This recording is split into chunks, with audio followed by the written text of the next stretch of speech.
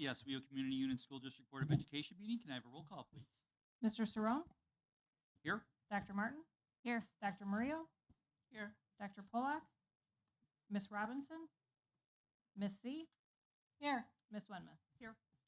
Okay, everybody, let's stand for the Pledge of Allegiance.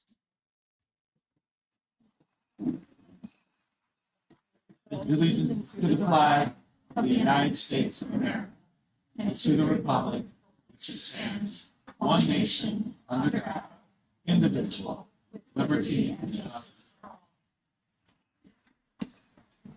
All right.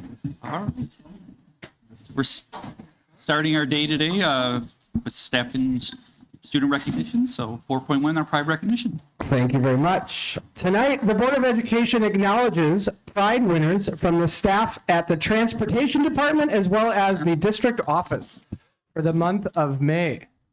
Pride stands for proudly recognizing individuals demonstrating excellence. The Board of Education began this program 10 years ago to recognize, promote, and celebrate the many contributions made by teachers and employees across our district.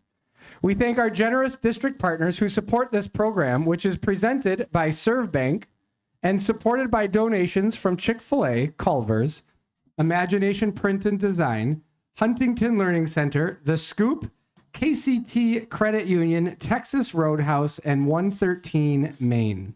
Your contributions make this program successful. We would also like to thank all of those who nominated individuals for consideration. Each nominee has been recognized with a certificate. Awardees, after your name is called and we share your nomination, please come forward to be congratulated by the Board of Education and Dr. Kilgotti. And please stay up front until the rest of the individuals from your department have been called up. First, we have the Transportation Department.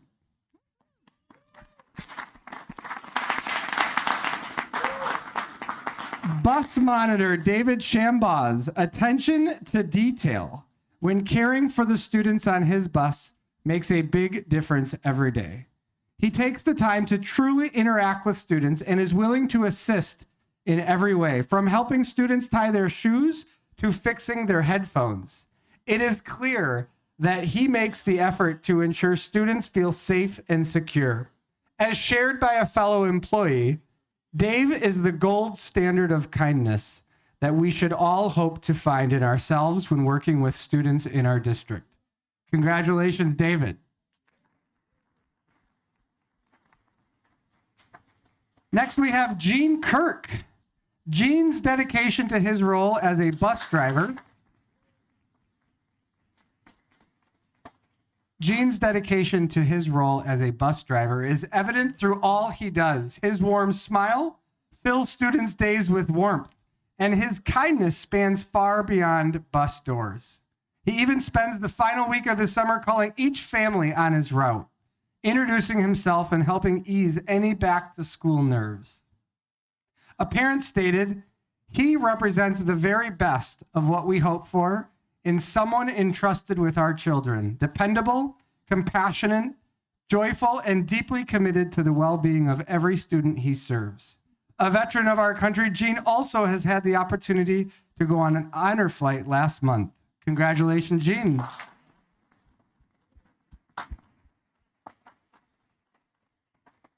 And finally, bus driver Scott Shields.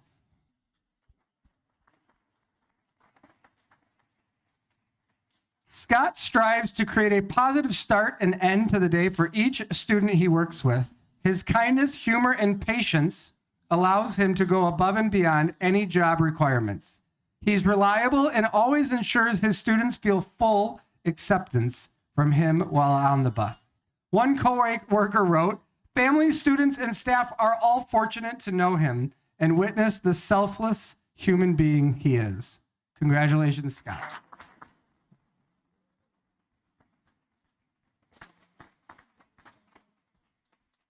Let's give a round of applause. Go dead center in there, right there. And let's take some pictures. Take a picture.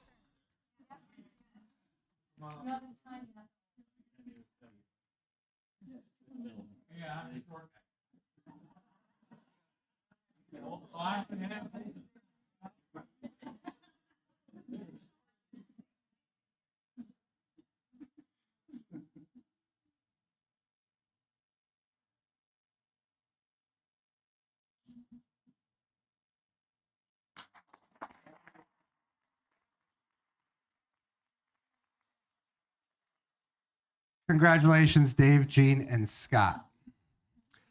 Our next district spotlight is our district staff.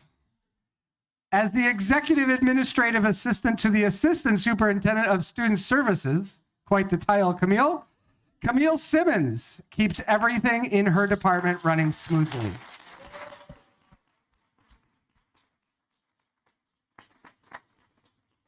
Whether sharing a quick reminder, adding a helpful note to a folder, or making coworkers' birthdays feel extra special, her thoughtfulness shines through all of her actions.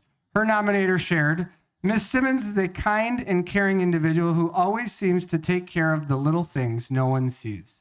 Congratulations, Camille. Next is Moises Martinez Lopez.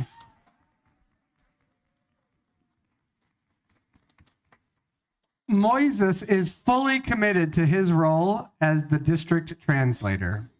He places students and families at the center of everything he does, and his passion for work shows in the ways he goes beyond all expectations with various tasks. He makes sure to celebrate the culture of our district's families, communicate clearly, and always follows through. His nominator shared, the work he does is never just a job for him, it's meaningful. Congratulations, Moise.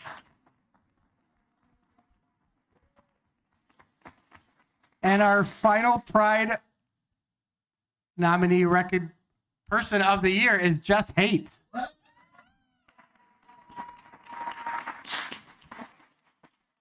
Jess is the digital and communications coordinator, and she demonstrates excellence in all aspects of her role. Often working behind the scenes to make website edits or form social media strategies, she supports both her team and the district's needs as a whole. Her ability to teach and empower while mentoring others is deeply admired. A coworker shared, her willingness to share her knowledge and invest in those around her has made a lasting impact, including shaping much of what I know today. Congratulations, Jess. At this time, any leaders from these departments, please come on up for some photos.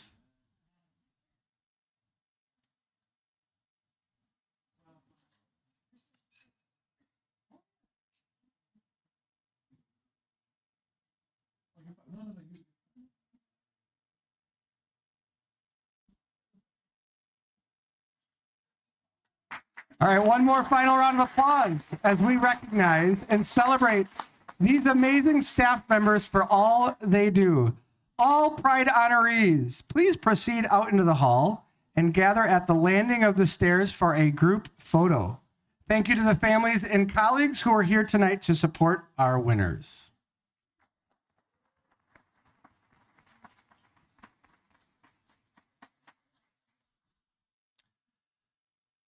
Next, we have our student recognition for the month of May. Tonight, we are welcoming several of our students to be recognized for their recent achievements. Our first student, do we have Eric Gonzalez here? He is not here. That is all right. Eric, he is one of our journalists, and he recently competed at the IHSA State Journalism Finals. Among those students are Eric Gonzalez and Taylor Urbanowski of Oswego East High School. Is Taylor here tonight? All right. Eric placed 5th in radio news, and Taylor placed 3rd in advertising and 5th in yearbook page design. Congratulations to both of these students.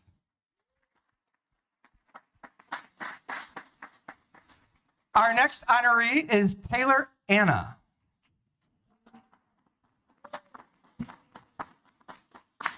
Taylor represented Oswego High School well at the IHSA State Journalism Finals, placing 6th in news writing. Congratulations, Taylor.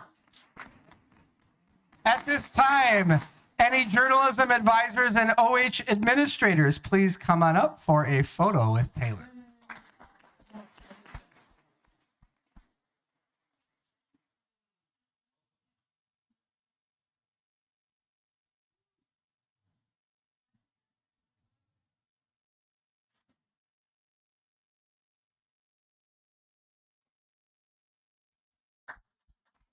Congratulations, Taylor.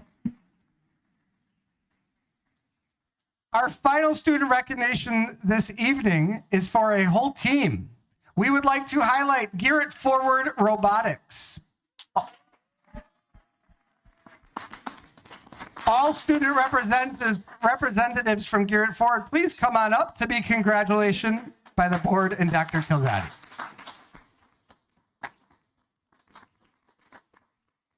This year, the team earned back-to-back wins at the Midwest Regional and Miami Valley Regional. Garrett Forward went on to have a successful showing at the World Championship in Houston, Texas as well. The team also received the Engineering Inspiration Award at the Midwest Regional and at the World Championship. This award highlights their commitment to spreading STEM throughout the community. Congratulations to these incredible achievements.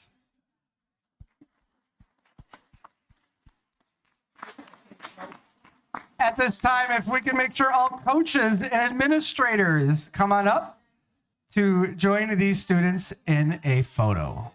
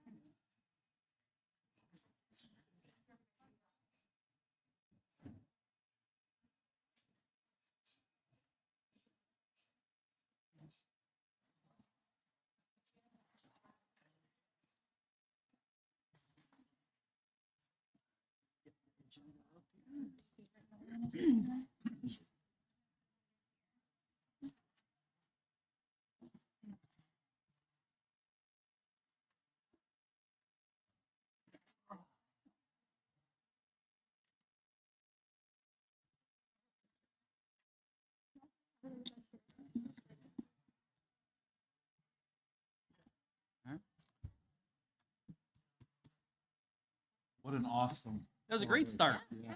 Yeah. So proud of them. So many unique accomplishments as Yeah. well, you know, and it shows how much, Our teachers. yeah, and how talented our students are and Yep. broad interest I love it. they bring to us. We're going to go to action items. 5.1, action item approval of district administrator contracts. Can I have a motion, please? I make a motion to approve the district administrator contracts as discussed and presented. Second. Ms. Winmuth, Aye. Ms. C, Aye. Mr. Saron, Aye. Dr. Murillo, Aye. Dr. Martin. Aye. Motion passes 5-0. We're very excited with this vote. We'll turn to Dr. Mitchell to welcome new administrators to our district. Thank you, thank you. Good evening, President Saron, Vice President Martin, and Superintendent Dr. Kilgatti, and members of the Board of Education.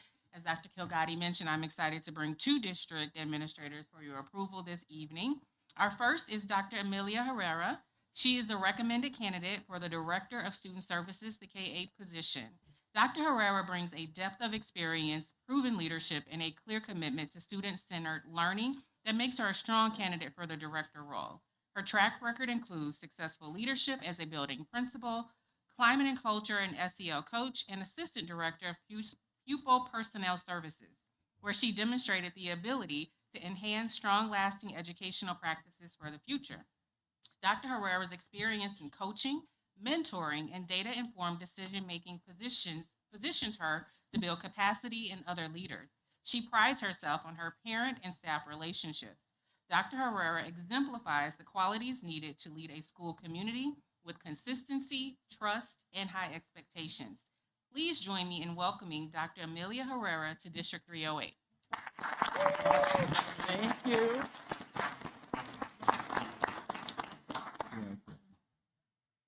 Next this evening, we have Sarah Fisher. Sarah is the recommended candidate for the Executive Director of Diverse Learners position. It is important to note that we are consolidating 2 positions for this role, resulting in a savings for our district.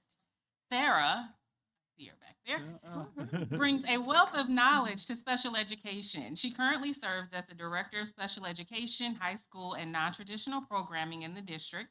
Previous to her current role, she served as the Assistant Director of Special Education, Assistant Principal of Prairie Point Elementary School, and Special Education Program Administrator.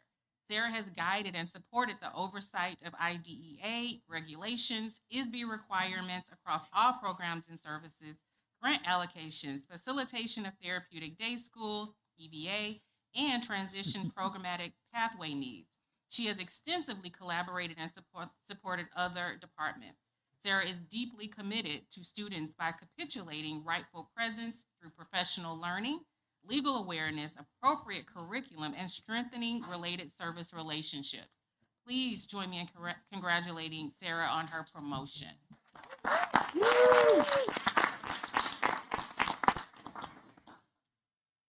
All right. Action item 5.2, approval of building administrator contracts. Can I have a motion, please? Yes, you can. I make a motion to approve the building administrator contracts as discussed and presented. Second.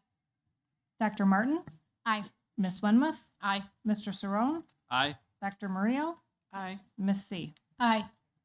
Motion passes 5-0. Anything? Adam Herder is the recommended candidate for principal of Trauber Junior High School.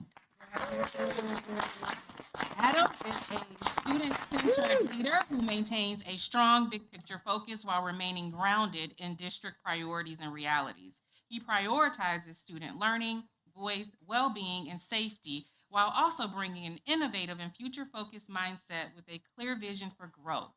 Adam builds strong relationships through authenticity, active listening, and consistent follow-through. He demonstrates the ability to navigate difficult conversations, repair relationships when needed, and value diverse perspectives. Adam integrates social-emotional learning into collaborative student-centered structures and maintains high expectations while providing strong levels of support. His background in instructional leadership, curriculum implementation, and systems thinking makes him well-positioned to lead Trauber Junior High School successfully. Please join me in welcoming Adam to District 308. And I just want to point out that you are decked in the tie and the shoes. You are representing College. He's Park. ready. I didn't notice the color. Hey. Unable to be with us tonight is Tyler Cleland. Tyler is the recommended candidate for the Dean of Students position at Oswego East High School. Tyler is currently a junior high math teacher. He brings experience as an assistant principal in 2 large high schools in Texas. His supervisors and colleagues in Texas praise his strong work ethic, powerful connections with all students, and partnerships with families. His current principal shared that he has been a wonderful addition to their teaching staff, quickly building connections with all stakeholders this year. Through the interview process, Tyler's strengths are his knowledge of administration, student discipline, and making meaningful connections with staff and students. Please join me in welcoming Tyler to District 308.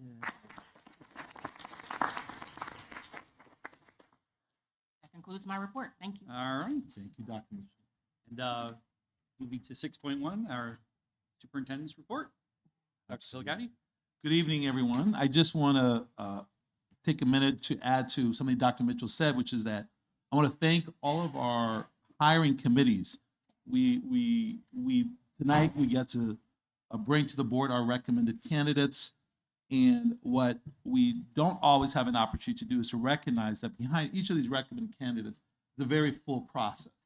We have families involved, we have parents, community members, we have staff who are part of the hiring committee, we have union representation as part of the hiring committee, we have a range of individuals who really step in to really support the process. And so I really just think that it's really a celebration, but it's also a testament to our efforts to ensure that we have an inclusive process when we bring forward this hiring, especially when it comes to our school leaders. And so whether it was the Oswego East position and this evening as well. I just want to thank those participants for their contributions to the hiring.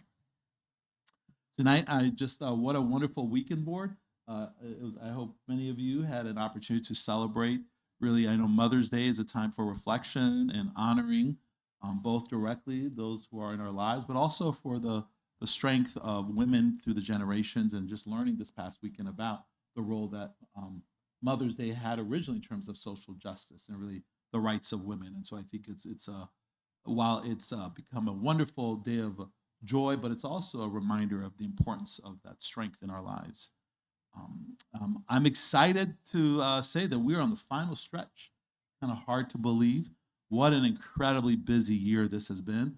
And this is really truly a rewarding time of the year as we have an opportunity to think about all the ways in which we've celebrated, as we think about last week, Teacher Appreciation Week, and then all the other opportunities we've had to celebrate our staff and really celebrate our students for their tremendous accomplishments. And we've seen that this year.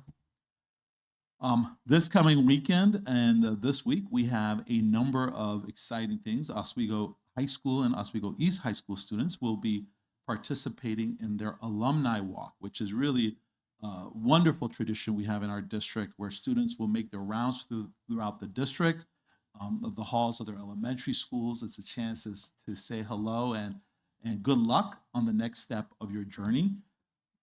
Then our students will bid their official formal farewell as students this coming weekend at our graduation ceremonies. And we are just so proud of them and excited to see what this next chapter will bring for them. I really have been thinking a lot about the district's and the board's investment in the power of recognizing that our students' journey doesn't just end with graduation, and we're really invested in their future beyond their graduation. So their return as alumni and their participation in our community is important.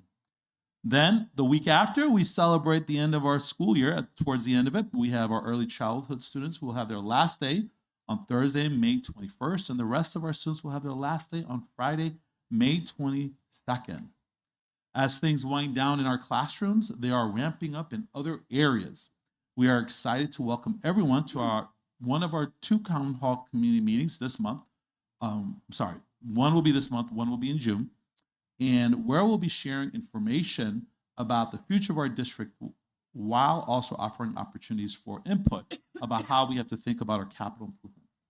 Many families, if not, I think the whole community, received information about both those events. The first one is May 18th at Thompson Junior High School, starting at 5:30 p.m. And then on Tuesday, June 2nd at Boulder Hill Elementary School, starting at 5:30 p.m. And now I want to invite our board members, if you would like to share some of the additional celebrations, because there is a lot to reflect on this time of year. Okay. We were honored to celebrate our educators during Teacher Appreciation Week last week. Thank you to our PTAs, PTOs, HSAs, and more for taking the time to recognize the hard work and dedication put in by our staff members. We know your efforts to make this week special for them was greatly appreciated. Thank you. Yeah, thank you to everybody. And secondly, Dr., and I want to emphasize the word doctor, Dr. Adakora Agoro, an evening custodian at Grand Park Elementary School since 2015, graduated with his PhD this weekend. Wow. In addition to working in the district, he has dedicated lots of time and effort to pursuing this degree and serving as an adjunct professor of pure mathematics at Northern Illinois University. Congratulations to Dr. Agoro on this incredible achievement. Wow. That's like way too. I have to look up pure mathematics. Yeah, it's supposed to impure. Very We cool. recently celebrated students from Plank Junior High School, Oswego High School, and Oswego East High School who concluded their time in the SD308 dual language program. This was a wonderful evening filled with pride and excitement. We're so proud of our students and wish them all the best with their next steps. And then several high school students showcased their hard work and talents in a variety of competitions during the Skills USA State Competition.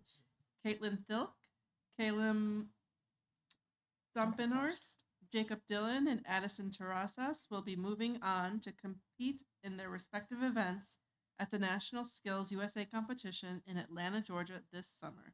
Congratulations to all of them. SD308 esports team had a strong showing at the IHSA state finals. Aaron Montoya and the Rocket League team of Gavin Zuber, Liam Scarpino, and Lucas Scarpino finished among the top 16 in the state. Congratulations. 10 high school students were recognized at the Skilled Trade and Military Signing Day as they prepare for the next steps towards careers in skilled trades or military service. Congratulations and best of luck with all that's on the horizon. Nice.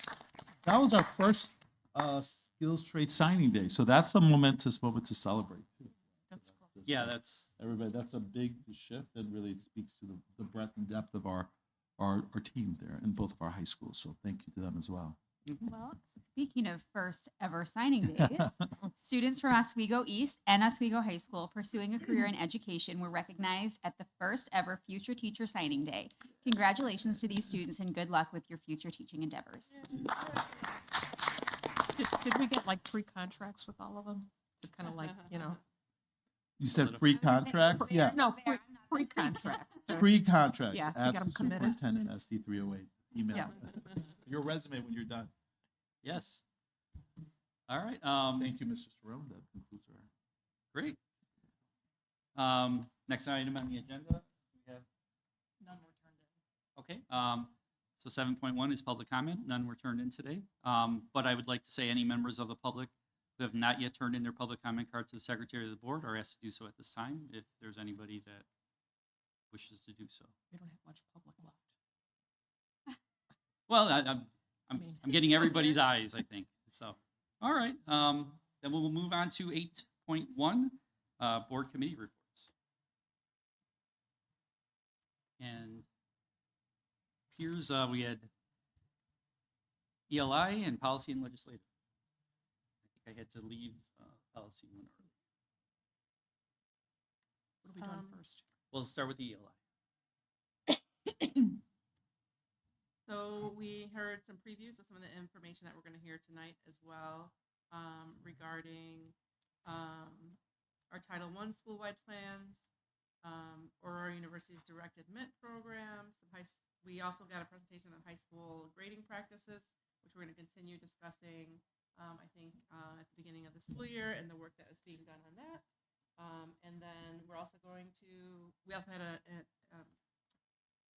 some information presented to us on the accelerated placement program and policy. So Anybody? some of those we're going to hear about tonight as well. Shall we move to the policy? Sure. Okay. So for policy and legislation, actually, we talked about several things. We did go over some updated policies in Press 121, so we reviewed those. I think those are out for information today. We also talked about Mr. Bell is working on the IGAs between different municipalities.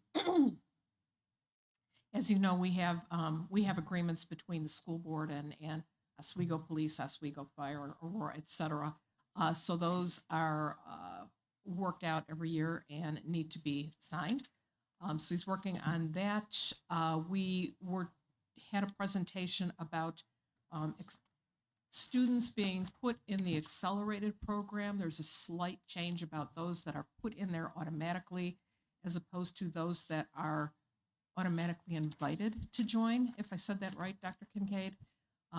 So we'll be hearing about that. And then finally, Mr. Arnson I saved this for last, did a presentation on who and what the parameters are for naming certain parts of the school. For example, Ken Pickrell Stadium. There are certain parameters that we didn't have in place before as to what needs to be done before something like that could happen. At the same time, parallel to that, if there was a large corporation that wanted to donate a significant amount of money to have part of the school or part of something named, there are procedures for that in place too.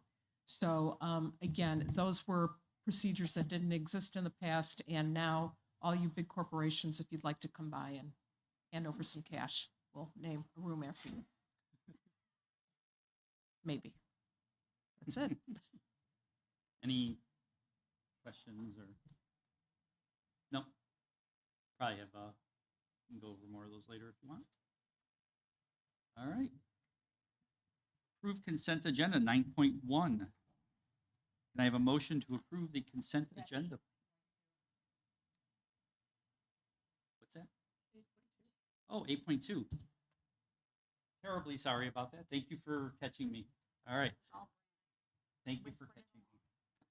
Our board protocol discussion. Who is leading that today? I am. But anyone else, feel free to lead it next time if you want to. I'll take the next one. All right, Okay, you're signed this up. one's an easy Okay. one. All right. So just a reminder, we're just reviewing our protocols so that we have an opportunity to kind of not only be transparent with the, I don't know, 6 people in the room and the other maybe 6 online, but There's sometimes 100 plus. there are. Yeah. But also so we have an opportunity to discuss it amongst ourselves and just provide clarity and kind of evaluate whether or not anything's going to potentially be up for discussion in the future. So tonight we're looking at protocol number 3, which is a pretty straightforward one. It's board member communication via email. So board members will be judicious with their use of email and understand that most emails are subject to the Freedom of Information Act and as such can be made public.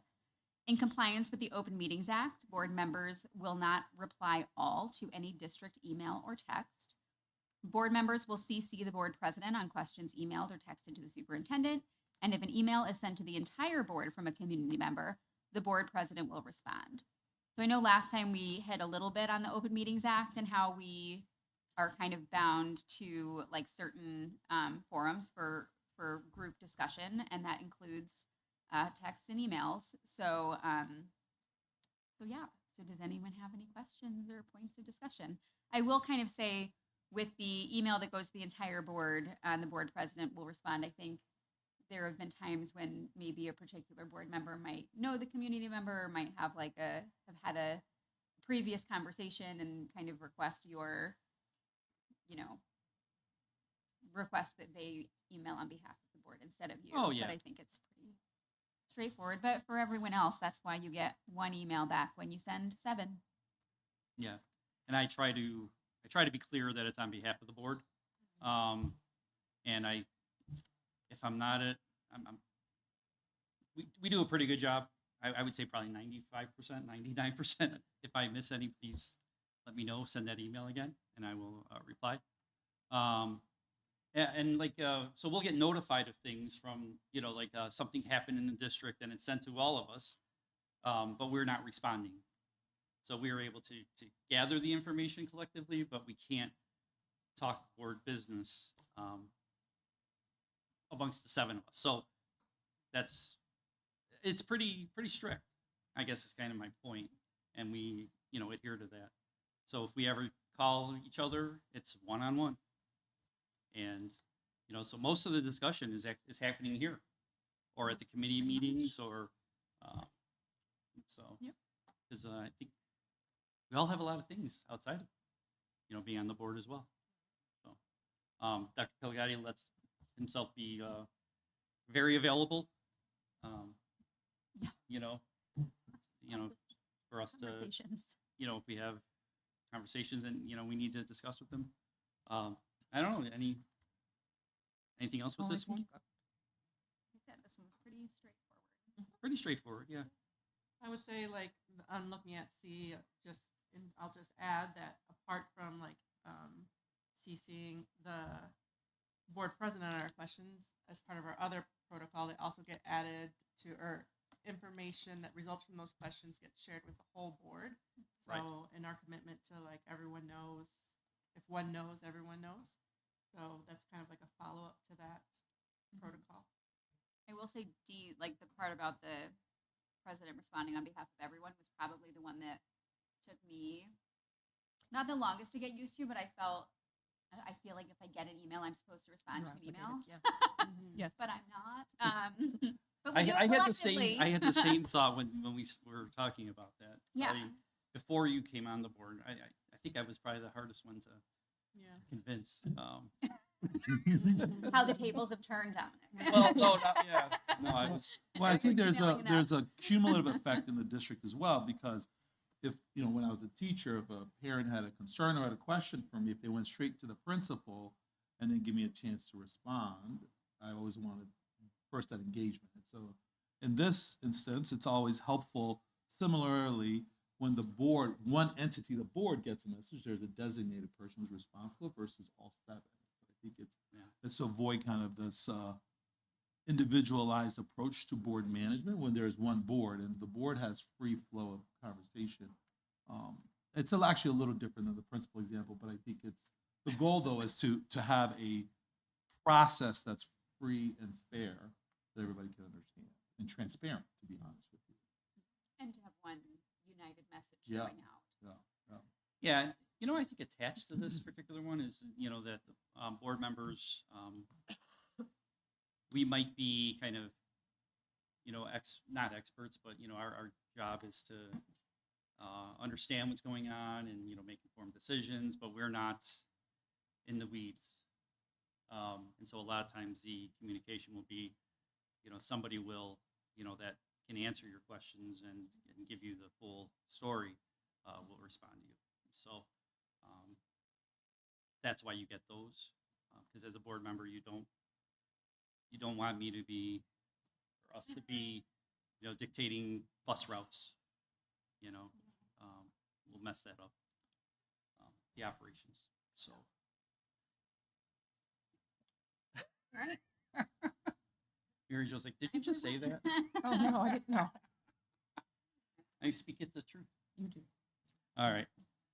Okay. I think we'll move on to 9.1. All right. 9.1, consent agenda. Can I have a motion to approve the consent agenda, please?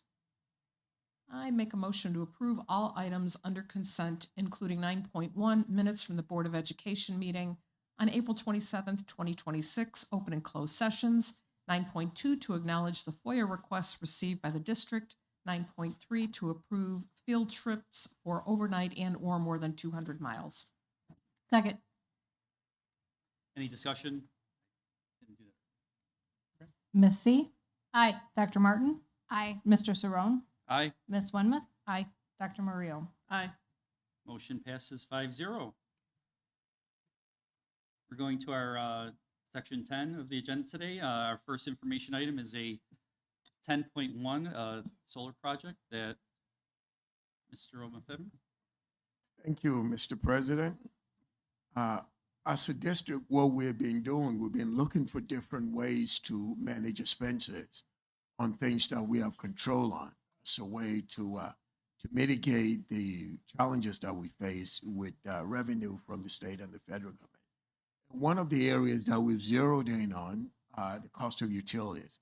As we know, electricity cost has been going up significantly, not just here, but all over the country.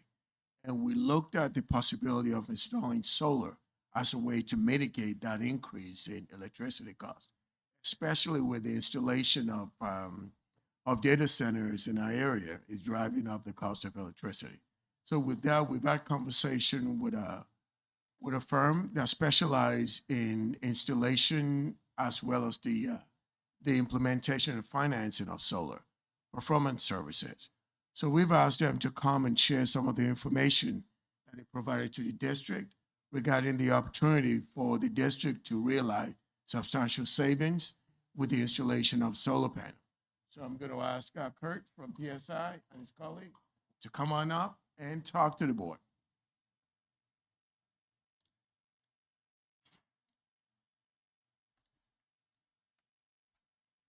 I'm sorry, I didn't catch the names. I know you said it, but. Is this time? Yep. Yeah. I'll introduce. Thank you very much for having us. I'm Kurt Hintz. Okay. I am the Business Development Manager for Performance Services, and this is Charlie Narwhal. He is he's a solar guru, basically, but no, he is kind of deals in all of our rebates, incentive programs. He helps with a little bit of everything solar related. So appreciate you guys having us in. Raphael, thank you tonight. About a month and a half, 2 months ago, we were asked to look at some opportunities, and solar has not only been an amazing opportunity for schools to offset a fixed cost, but there's an IRA tax credit that's available still before the end of June. That is a huge opportunity for the district to take advantage of some federal funds. And so It's Inflation Reduction Act. Right? Inflation Reduction Act, exactly. And that is, the program's going to change. And so as we discussed options, we mentioned that the end of June is kind of a deadline to get locked in to make sure that if the district decided to move forward, that they would have that opportunity to put solar and receive potentially up to 40% of the installation cost back. So what we put together is we looked at 2 high schools and the 5 intermediate schools and gave a couple options. And so what I just wanted to kind of walk through is a few of the important aspects of what this what you're seeing here is the first 2 high schools, and this would be roof-mounted installation at both locations. Now, these projects can be individual, so I want to start by saying that we grouped them together for this part, but they are all potentially separate projects, all of which have unbelievable payback. And the payback comes from not only the huge energy savings because of, as Raphael mentioned, the spikes that you're seeing in your utility costs, but also in the rebate money that's available and the other IRA tax credit that's available, along with the SRECs, which, if you're not familiar, the SREC stands for the Solar Renewable Energy Credit. That is offered through ComEd because you are continuing to pay utility bills. They are looking for ways to offset. And so by you producing solar, that helps them with the grid. And so there's actually a renewable charge on everybody's bill, even at home. And this is one way of capturing something that everybody's been paying into for years and years and years. And so when we look at how this kind of breaks down, the 2 high schools would be considered large installations. And what we mean by that is they're both over a megawatt DC. And so the way solar works, again, the power of the sun hits the solar panel. There's a bunch of energy transfers, protons, neutrons moving through, and there's obviously some equipment, inverters and things like that to transfer the equipment to AC, which is the power that everybody uses to plug everything in. And so when we talk about the size of the system, we talk about it in terms of DC, which these 2 high schools would be a little over 2.2 megawatts, with the AC almost a little over 1.7 megawatts. That's a huge offset to both buildings.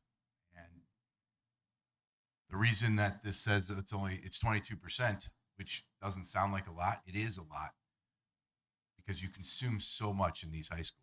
If you look at your annual building usage, it's over 11 million kWh, which is, again, very typical for a large high school. And you have 2 of them, and they're open 22 hours a day, 6 or 7 days a week. And so when you're doing that, that's just a lot of costs going up. Are these numbers for both schools together or for each? These are for both. What you're looking at right now is combined for the 2 high schools. Okay.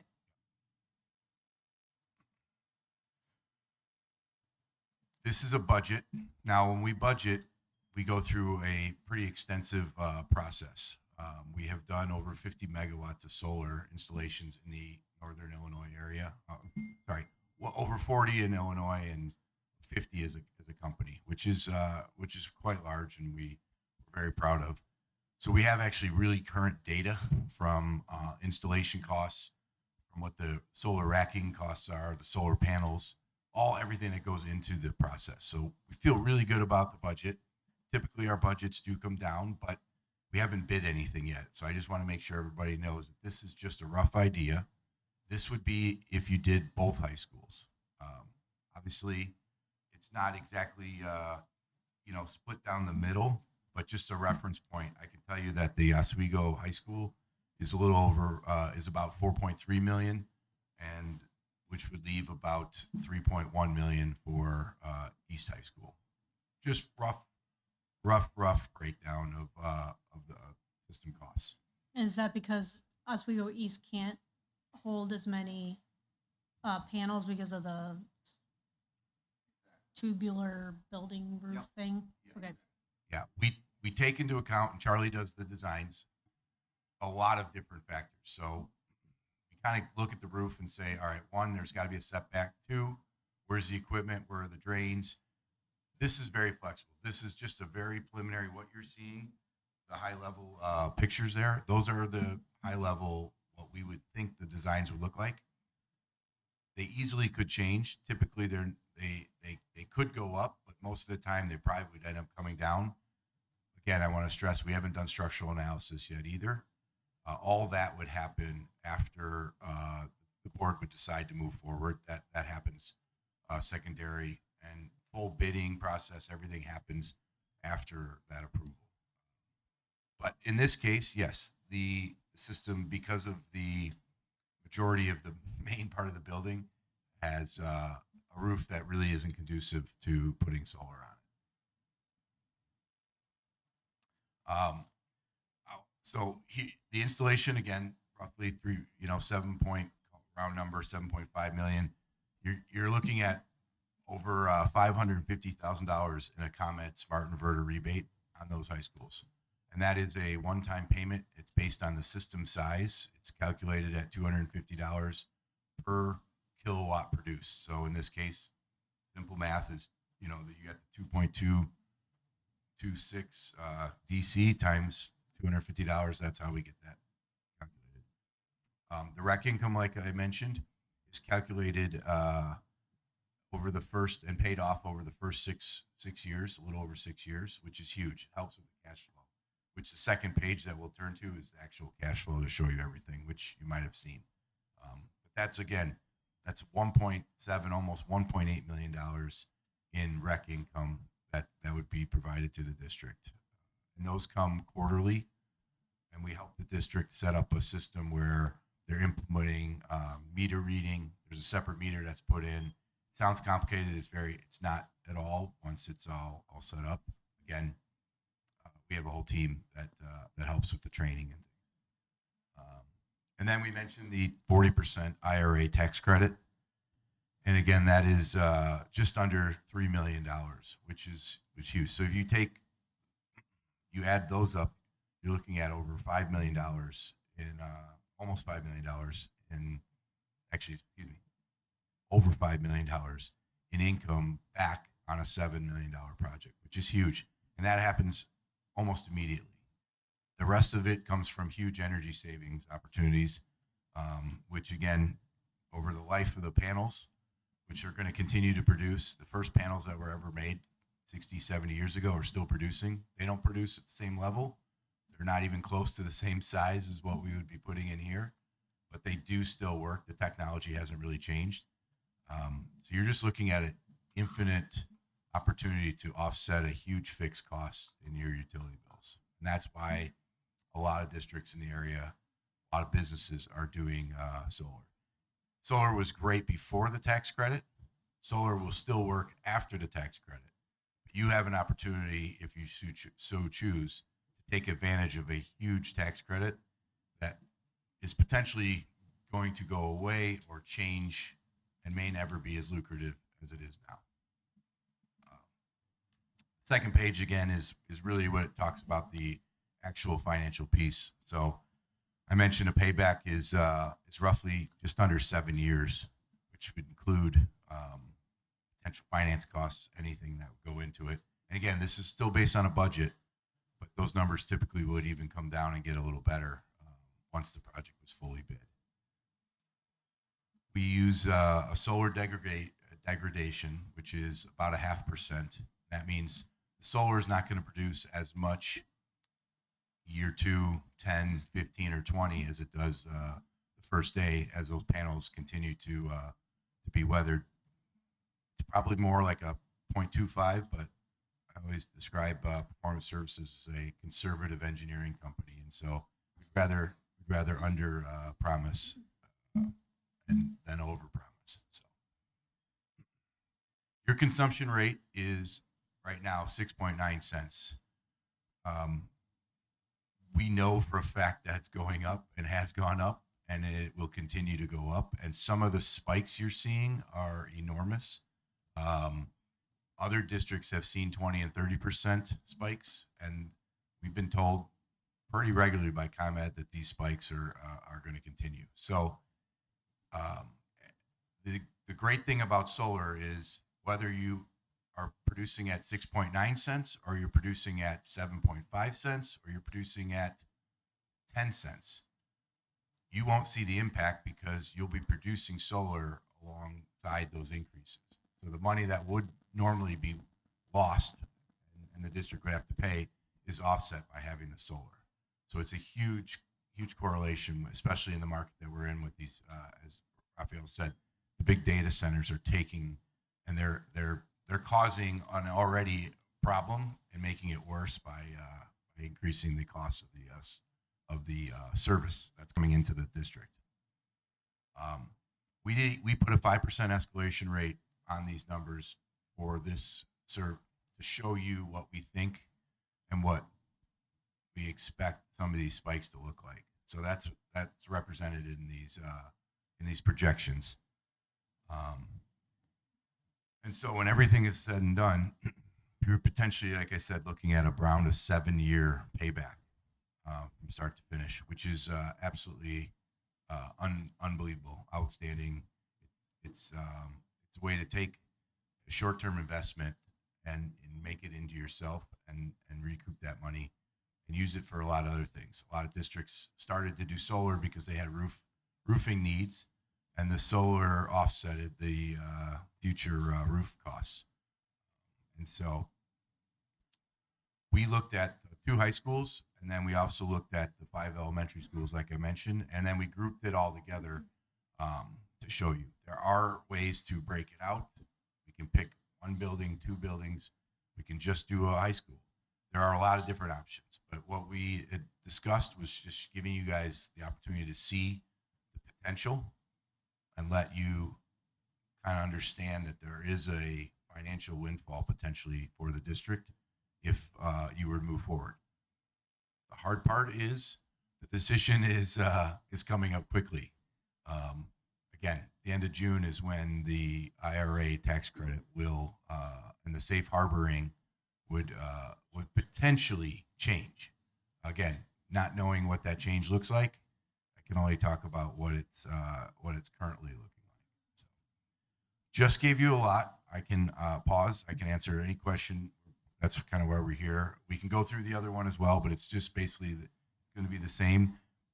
The other buildings, if you include them, they're smaller buildings. They have actually better offsets of utilities. If you think about the high schools use and consume so much, the middle schools are large buildings, but they consume a little less. But the footprint allows for quite a bit of solar, so the actual percent offset on those buildings increases. So if you were to do all the buildings, you'd be looking at almost 34% of your utility costs would go away. Again, individual buildings might be closer to 80 or 90%, but adding in the high schools, the fact that they're much larger is why that percentage is smaller.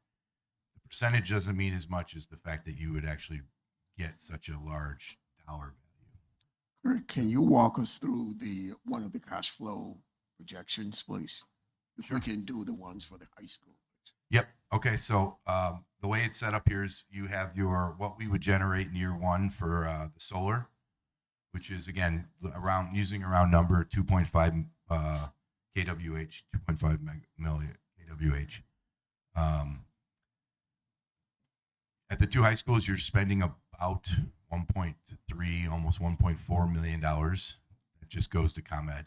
Now, you would not recoup all your money, even if you were at 100% offset. There's filing fees, there's taxes, there's all kinds of different things in your bill that solar doesn't offset, and we take all that into account. This is purely energy savings along with some demand, and the way demand works, we're not going to offset demand completely. We're going to shift your peak demand day from the highest, most expensive day, because that's the warmest, sunniest day of the year where everybody pays that high peak demand. We're going to shift it, because we're producing solar on that day, to a much less expensive day where maybe you get a savings because you already have the solar that's producing at the higher point. And this helps ComEd. This is things that they need to do. So again, we're not offsetting demand completely, but you do pay a lot in demand charges, and so it is a nice offset. So your 1.3, almost 1.35 million would be reduced by 220, call it rough number, in thousands of dollars, would be taken off for the two high schools. We would throw in that rebate I said of for ComEd, which is $556,000, the ITC credit, which is the IRA, and then rec income, which is again paid over to 6 years. We added in some future O&M costs. There's not much to do with solar, which is great. Once it's put in place, it's kind of plug in place, and you almost set it and forget it.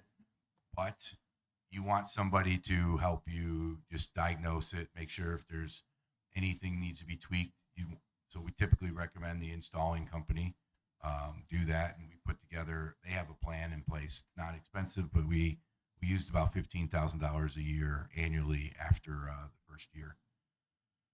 That first year gross savings is obviously huge, like I mentioned, 4.2 million. The next year is obviously going to be a little less, but if you notice, again, your utility savings now went up, because again, you're going to be paying more, but you're producing solar, so you're getting a better savings. So that number goes almost to $300,000 of real dollars that the district spends for ComEd would go back and be used for other infrastructure, facility needs, whatever, roofing, wherever fund you decide to put it in. And that continues all the way through. The rec income continues to get paid at $253,000 roughly a year. We've taken out the O&M, and this is how we get to roughly the 7-year payback, which again is outstanding if you think of in terms of the money in and the money out. Thank you. Any final questions? Okay. I have lots. Sure. Yes, good, please. So I'll see what, I'll let you all. Are we, as a district, purchasing the panels, or are we purchasing the panels is my first Yeah. question. Great question. So there are two options. Again, there is the ownership model, which is absolutely what we're showing. You own the Okay. panels, you own the system, you own all the rebates, you get all the energy savings, everything. There is other option that people may have heard of. It's called power purchase agreements. That is where you basically just lease your roof. You give access to a company 24 hours a day, 365 days a year to come anytime they want, because it's actually their system, and they give you fractions of pennies back. We have not used that model. We have not seen success. And obviously, when we're talking about these huge rebates, we feel the district would be better off with those. Most of the companies that do the PPAs, they collect the money. So in this case, this is purely an ownership. It's your system. You at minimum have to keep it in place for 15 years for your rec income contract. After that, you're welcome to do with whatever you want. But again, it will continue to produce if you just leave it and forget it. Is there any significant maintenance that we need to consider as cost? Yep. So we added about $15,000 a year in annual just checkup, just tweaking things here and there. Okay. There's an extra supply of panels that come with, and inverters. Inverters are usually the thing. If you're gonna have a problem, that's where it's gonna be. There's a lot of electrical components. The racking, the panels, they all come with 12-year warranty. The actual there's a production warranty on the panels that they'll produce at least 80% 25 years from now. So again, there shouldn't be a lot of warranty needs and a lot of fixing. Big snow, huge ice. Yep. Guess what? The panels are going to be covered for a bit, but they're black. They heat up once the sun touches them. They usually melt and take care of themselves. And rain is actually good. It washes the panels from dust and debris. So there isn't a lot that you have to do. And anything that would be really considered maintenance is probably covered under our warranty type situation, where we would be there to help you guys with any issues. And would the health of our roofs impact what we are able to do, and also what happens when we need to do a roof repair and they're covered in solar panels if we own them? Yep. That would be a maintenance. These are great questions because these are what we get all the time. So we do not know the exact life expectancy of every roof area. This was preliminary. We do know we would have to do structural analysis. We do know that we've talked with Raphael and Andre and the team about different options. I have always recommended solar, and now it's been 10 plus years that I've been doing it, that there's at least 3 to 5 years, 2 to 3 is probably the minimum, and 3 to 5 would be great years of life left on the roof. And then it's worth doing it because the rebate and the incentives are so big right now. When in the future you would have to replace the roof, those panels would need to be moved. So either you would do the roof in shifts and in sections, or we'd have to crane the solar off, do the roof, crane it back up. There are options. I will say we have extended the life of many roofs because now direct sunlight is not hitting the roof, it is hitting the solar panels. And so that is a huge opportunity to extend something that is, again, going to need to be fixed, but how much does it extend it? Can't say. Is it a couple years? Is it 5? Is it 7? We have examples of different roofs that have been extended, but every roof is different. We have talked, and we think we have a pretty good idea of what areas we've fixed. And again, our focus for the short term would be to do the roofs that can handle it, and then worry about fixing roofs for the future. I have one last thing. I don't know if you can speak to this or not, but I feel like just in conversations in education circles that I've heard over the last 10 years, it's been like, oh, solar's not worth it. Like it's not cost effective or something like that. Are you familiar with that? And what has changed? If so, is it the rebates that it makes it more cost? So the rebates are huge. The tax credit is absolutely huge. I think I haven't heard that much in schools in large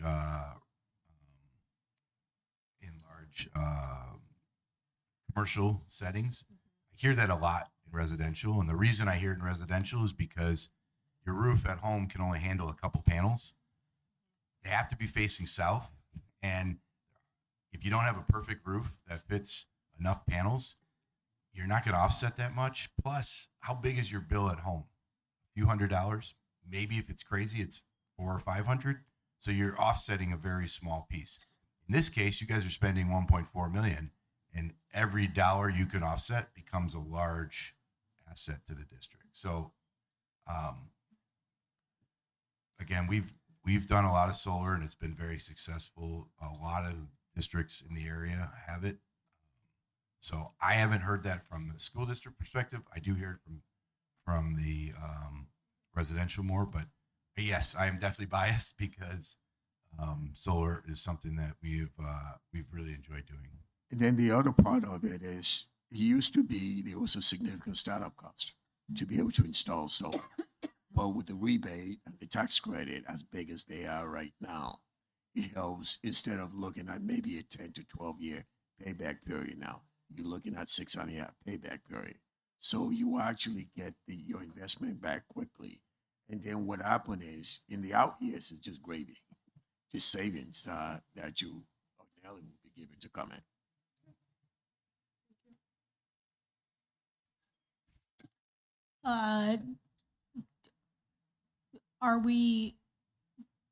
is ComEd buying energy from us, or would the energy only be used for on-site?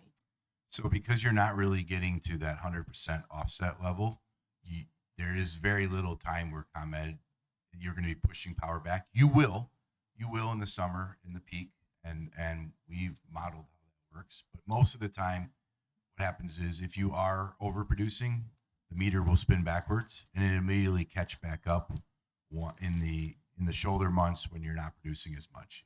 There's definitely a bell curve. The summer months way outproduce the winter. But one of the biggest misnomers has always been in the Midwest in this climate. It's not really great for solar. The truth is, the way science of the solar works, this is the best climate you could have.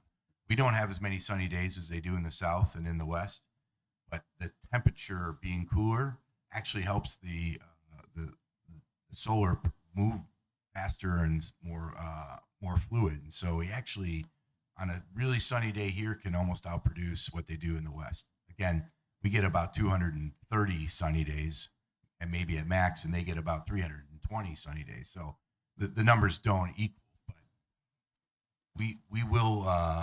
we have taken all that into account in our model when we are even predicting what this solar would do for the district.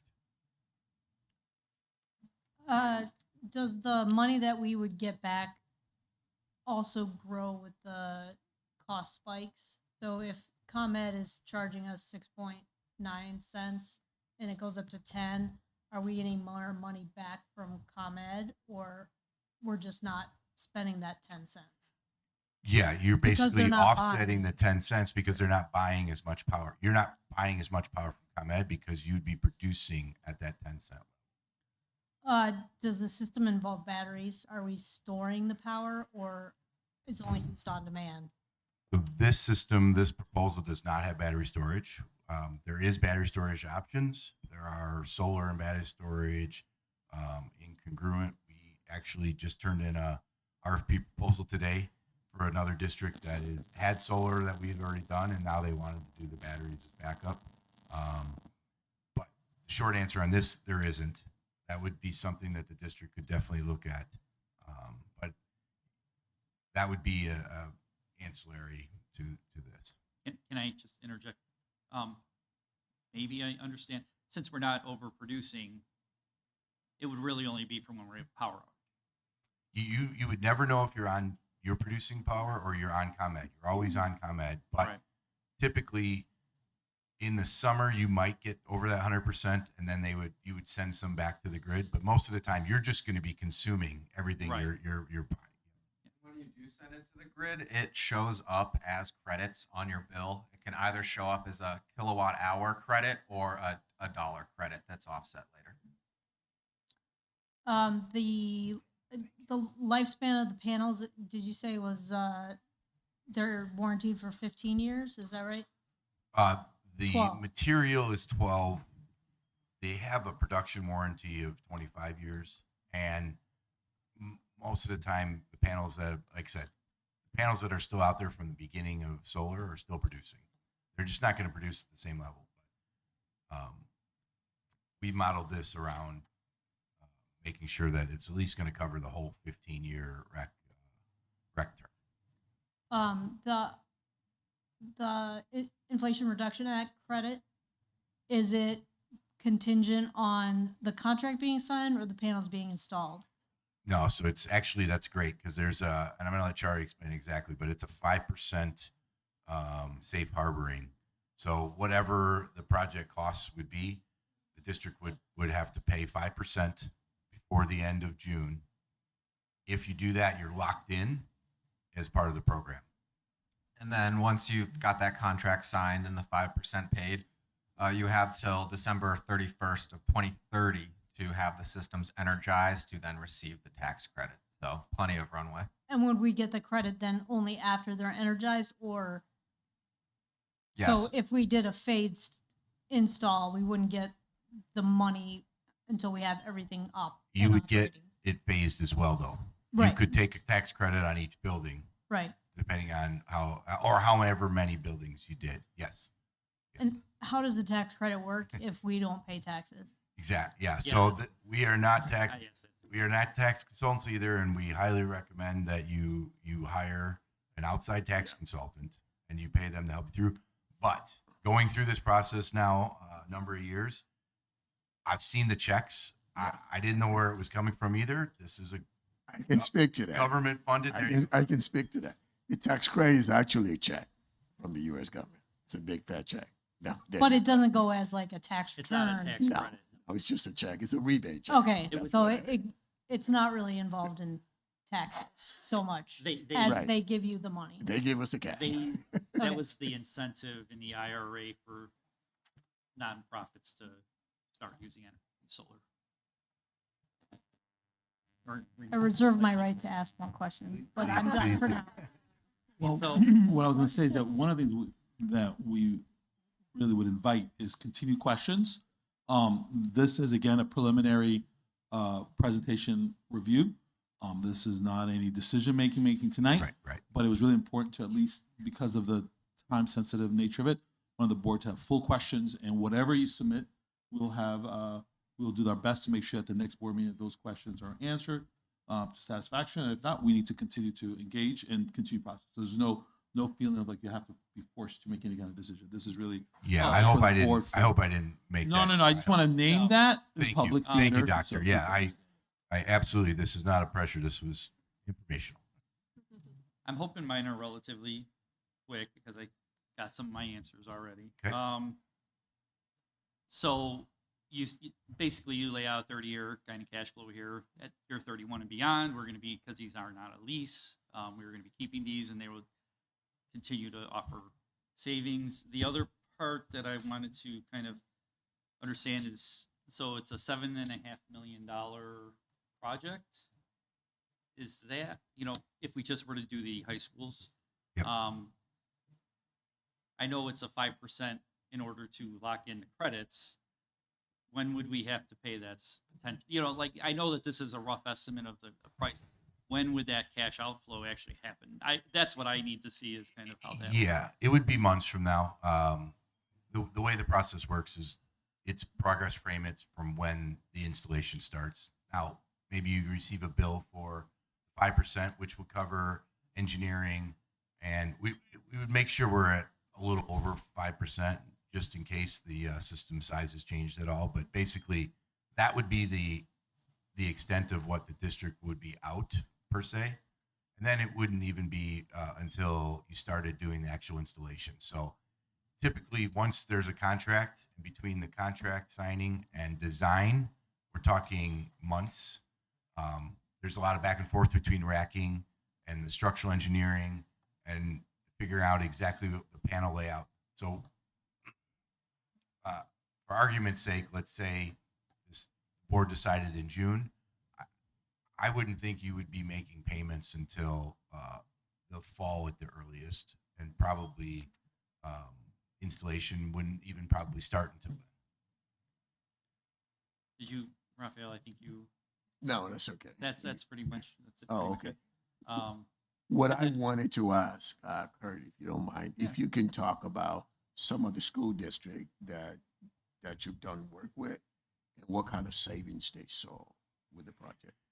Yeah, I mentioned we've done over 40 megawatts of just K-12 schools. So we have a combination of many big high school districts: New Trier, Lake Park, Glenbard has 3. Their high schools these are ground mounts. Grays Lake has 2 big high schools. They have combination of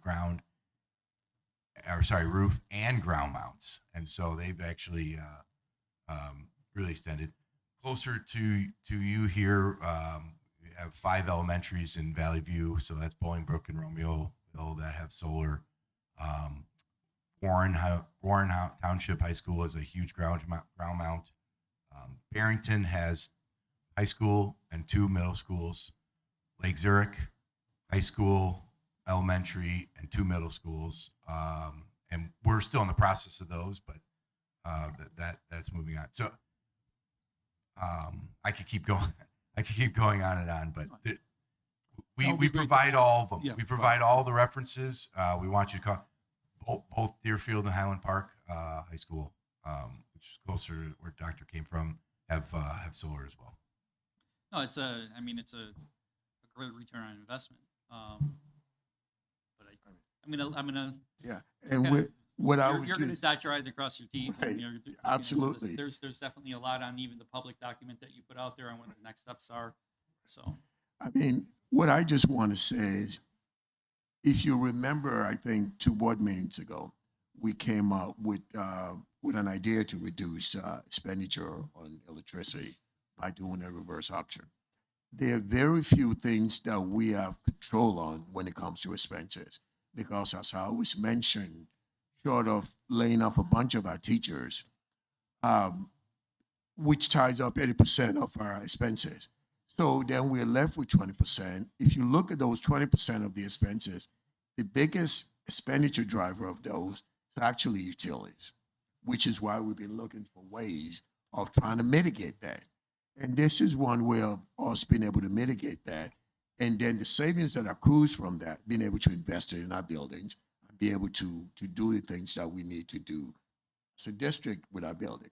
So which is why we explore this as an opportunity to be able to do that. Because there, as I said, I hate to repeat myself, there are very few options out there for us to be able to reduce expenses when it comes to utilities. any other questions? I just have one quick one. Is there any cost saving or cost difference, and I mean initial outlay, if we were to do this in pieces as opposed to doing, both the high schools or both the high schools and the junior highs? We've given numbers as a la carte. So Okay. we're showing you what 2 high schools look like, just because we were trying to maximize what the potential return on that IRA tax credit would be. But you absolutely could just pick one high school, try it out. The difference might be if that tax credit changes too much. Sure. I don't know. Now, if you safe harbored the whole thing and didn't move forward, I mean, that could be an option as well. The fact is, you have till 2030 or 2031 to be completely energized. So you would have time in between. But there isn't a big, there is a little savings to the project management and having the contractors on site to do a couple buildings versus just one. But the truth is, they're going to do one building at a time, just based on how solar works anyways. It gets a little complicated if you're piecemeal. Lighting, you can do multiple buildings at the same time. Solar, you want to make sure you get up there and finish and keep everybody safe. Well, thank you for bringing this to us, Raphael. Thank you as well. Thank you, Jen. Thank you all very much for the time. Appreciate it. Yeah. Have a great rest of your night.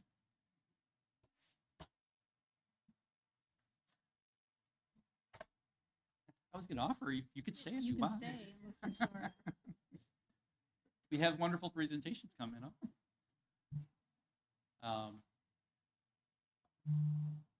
10.2, our ESL curriculum resources for information. So I would like to welcome Kelly Waldron up. She has been working with a team of high school teachers. Earlier in the year, the board approved some restructuring to our ESL courses. So Kelly is back with additional information in regards to a proposed resource for our ESL 3 ESL Bridge course. Thank you for having me tonight.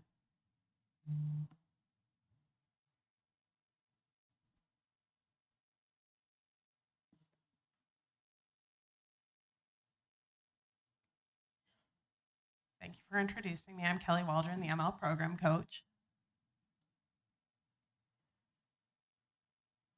So this aligns with our developing and aligning curriculum and our support for ambitious instruction. We are also working on a culture and climate and intentionally trying to make sure that our students feel rightfully present. Bridge, we also refer to as ESL 3. We haven't all gotten on deck yet, so you're going to see ESL 3 because there is ESL 1, 2, and 3. So 3 is our newest one.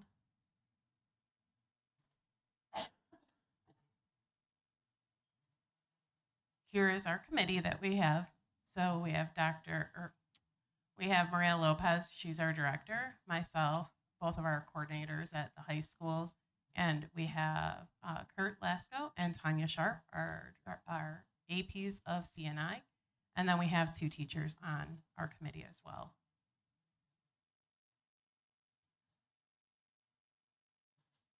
We've began this and we are sprinting a marathon.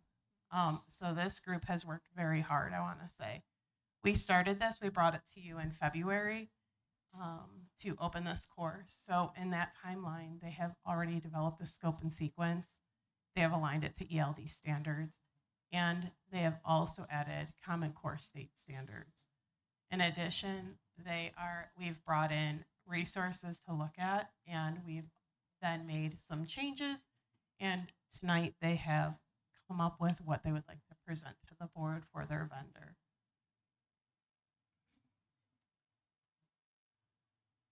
So as I said, they've aligned it to the ELD standards. Those are the English Language Development Standards, and we use WIDA for that. There is text complexity, and there are literary strengths. As I said, we've aligned it to the Common Core State Standards for English Language Arts 9 through 12. We have added the Social Emotional Learning Standards and the Culturally Responsive Teaching and Learning Standards. Their rubrics and their assessments are also aligned to these standards. The publication date of the curricular resource is 2023, and it does have different reading levels, student interest, and relevance. The resource is by Vista Higher Learning. It's called Bridges, ironically similar to the same, so it helps me. This resource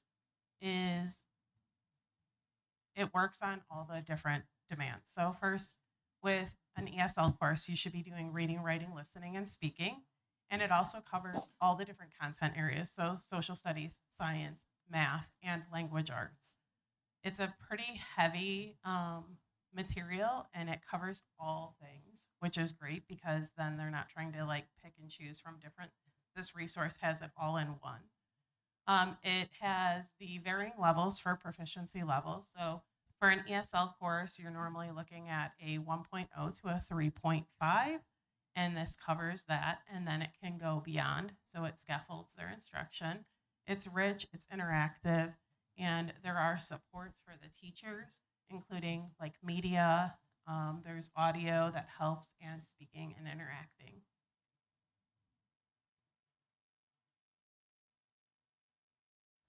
This is coming in at $10,497,000. The teacher's additions are $651.90. The training's $1,000. So it's approximately $12,463,000.86. The only consideration is if we would want to use a consumable in the future. Right now, the workbook is all digital, so that is in the cost that you're seeing there. The cost is also a 6-year license. We have one course, one section at Oswego East and one section at Oswego High School. So moving forward, this will put us into stage 3. We would need to train our staff on the new resource. We would need to implement the new curriculum. Next year, we would also need to look at refining and making any changes and reviewing our students' performance overall.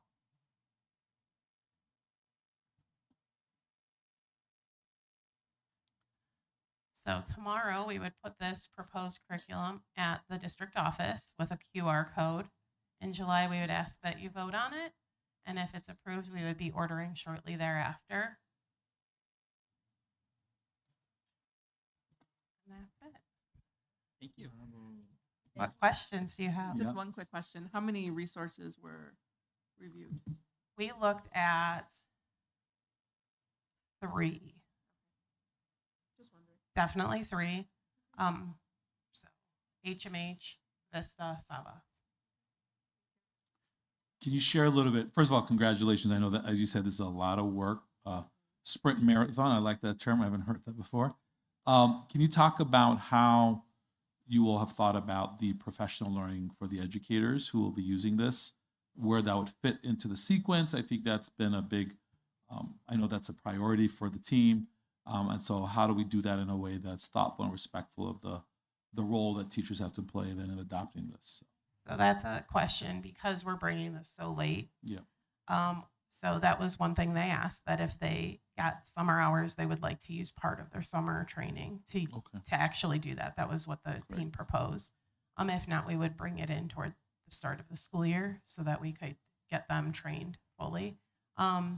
The company will give us a digital license immediately once a contract is signed. Great. So they will have access to that. Currently, they have the materials on hand, and the rep is very eager to work with us and answer any questions. Dr. Dubiel, did you want to add anything in terms of what you observed and the work? What I will add is to the team because Yes. they really did a sprint marathon to get this going, not only to dive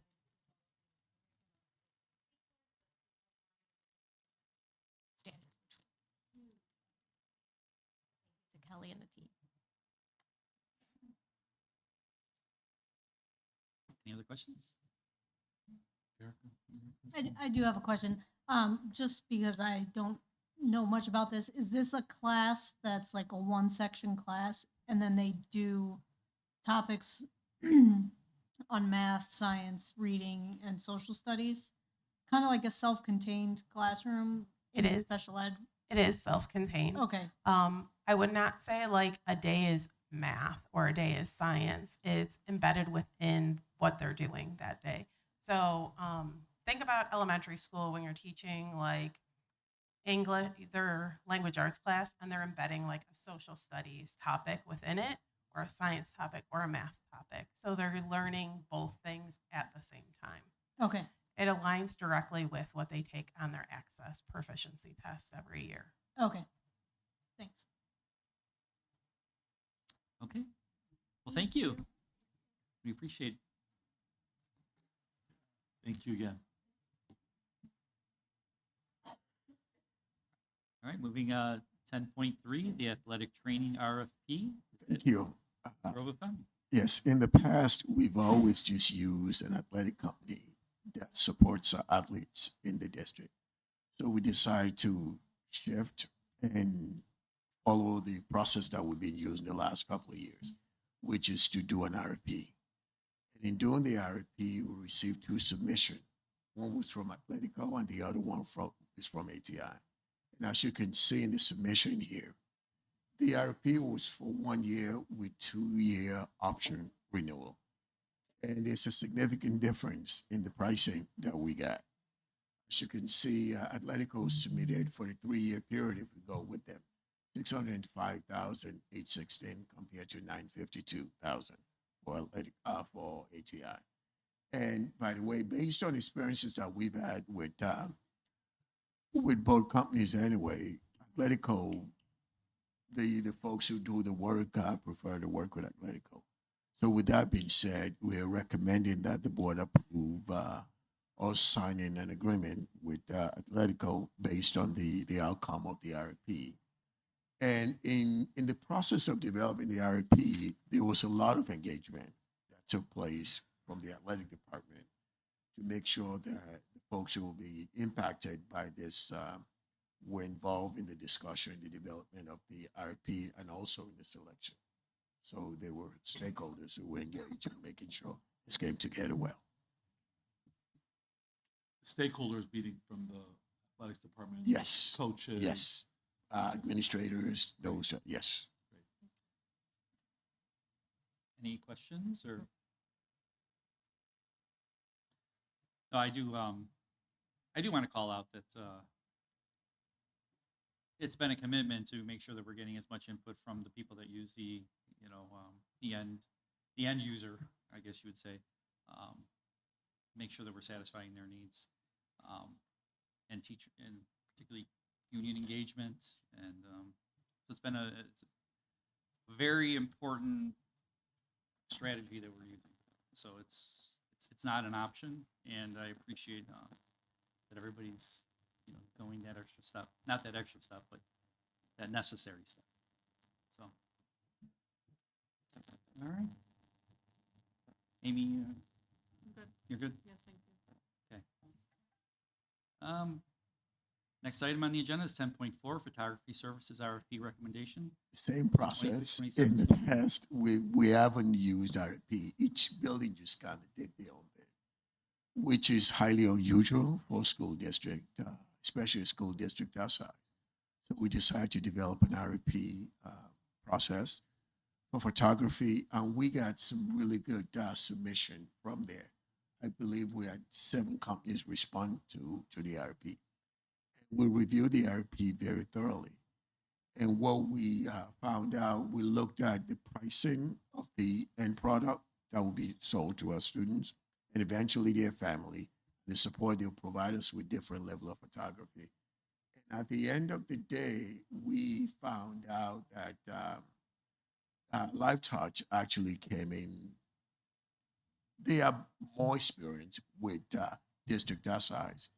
They do work with our neighboring district, Plainfield, which is a pretty good sized district, and the pricing they provide was comparative. And something else that was helpful is they were willing to share revenue with the district, which they promised us over 3 years revenue sharing of $75,000 upfront and some additional percentages of sales, which we intend to use to augment services that we provide to our kids in the schools. So, which is why, I mean, to be very frank, all the responders they responded with really good product. So it was a tough call, but at the end of the day, when we reviewed everything, we just Live Touch came up above the rest of the companies. And if you saw, we have a list of school districts where they work now. They work in 129, neighbor 131, Plainfield. So, yeah. So we checked their references. They came highly recommended by their customers who use them now. So we're asking for approval of a 1 year with an option for 2 additional year options of renewal. Are we using them now in some capacity? So We use, I think we use Van Gogh right now, is who we use instead of Live Touch. We've Some definitely schools. used Life Touch Yeah, in we the have in the past. past. Yeah, but not now. Yeah. Okay. But they have a good reputation, and we check with them. And the what we're asking for is a year, so we try them for a year. If there are any concerns from our customers, and then we'll do it again in the middle of the year, another RFP.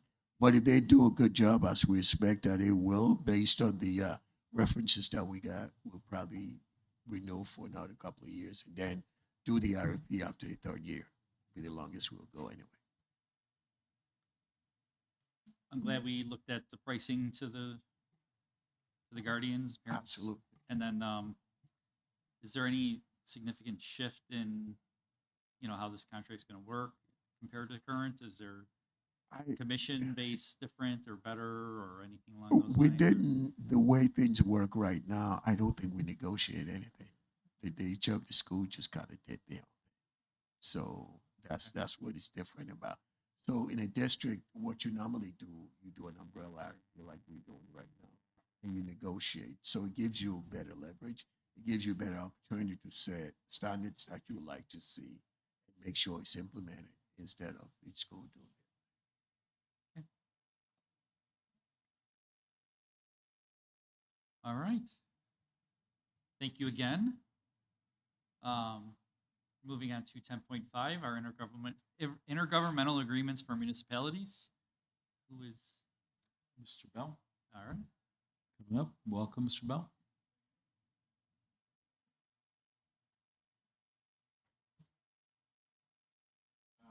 Thank you, Board. As you know, our intergovernmental agreements with our municipality partners, this includes our Oswego Fire Protection District, Oswego Police Department, Plainfield Police Department, Montgomery Police Department, Kendall County Sheriff's Office, and Aurora Police Department, all get reviewed on a regular basis.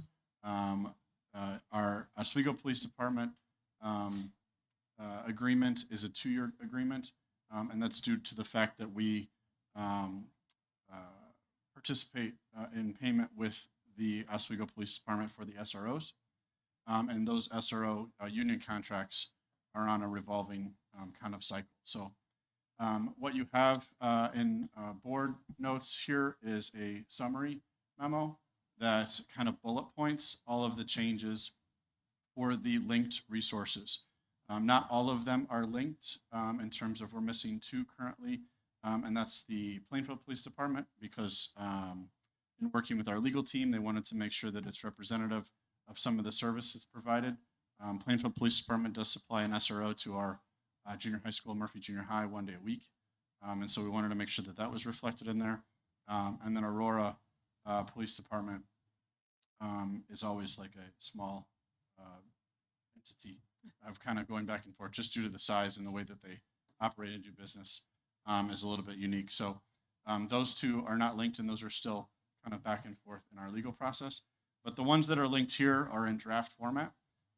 There has been language updates, again, highlighted here, clarifying the purposes for how we share information, what the roles and expectations are. There's legislative changes about the need to refer, or I should say, the need to report at the state level and federal level about referrals to law enforcement and what that means. There's legislative changes around the evaluation of the SRL program. And those things are highlighted in this board memo for you. As I said, there's not a tremendous variation, but in working with Franzik this year to do a full refresh of our IGAs, all of these will have substantial language additions and updates. So I'm not sure if there's questions. If you had the opportunity to kind of look at some of these, we did bring a few of these to policy committee to kind of highlight the work that has been done, specifically indicating how this strengthens confidentiality and student reporting, how this strengthens guidance around trauma-informed practice and the handle with care process, just overall looking at the liability and cooperation we have with our municipal partners. I had just a couple comments. And there are comments or ideas and thoughts that I shared at the committee meeting as well. So I first want to say, like, I appreciate a lot of the clarifications and some of the revisions. I think provide some good clarity around roles and expectations for each of the entities. And when we did these 2 years ago, I had some of the same comments. So I'm just going to say them again so that I speak my heart here in that. I know that we've had SROs in our buildings for many years and that we have a good relationship with the Oswego Police Department. But I'll also say we're paying SROs a good chunk of money, and there's not necessarily a lot of research out there that supports that they increase safety of students. In actuality, there's research out there that indicates that it can have a negative impact on SEL or social emotional issues for students, particularly students of color, and increasingly immigrant students, given stuff happening in the world. So I don't think our SROs or the Oswego Police Department is intentionally doing anything, and I know that this is good practice and it makes our community feel safe. I just don't think that it's necessarily based in research, and so I just wanted to put that out there and make sure. We've had a lot of conversations Yes, about we that, have. so, and we will continue to do so. I think that every voice is valid, right? I do want to highlight, that our SROs are co-teaching a class for our criminal justice classes, so there's some added components to them being on that payroll. But I've worked in a number of different, worked with a number of different municipalities, and the Oswego Police Department is committed to kind of bringing that community engagement component, that community policing. And I would echo what you said, that if our SROs operated in a traditional law enforcement setting, I don't think that they would be as favorable of a conversation. But we have hand selected these folks to really bring a sense of safety and establish those relationships with kids. So if they're meeting them on the outside of our school, school walls in the community, there's that relationship that is Yeah. established. I do believe that all intentions are good. I just want to put that out there. I just don't know that the results are always what the intentions, could be, not just in our community, but in other, across community lines. So just wanted to speak my opinion on that. Thank you. Mhm. Thoughts, questions?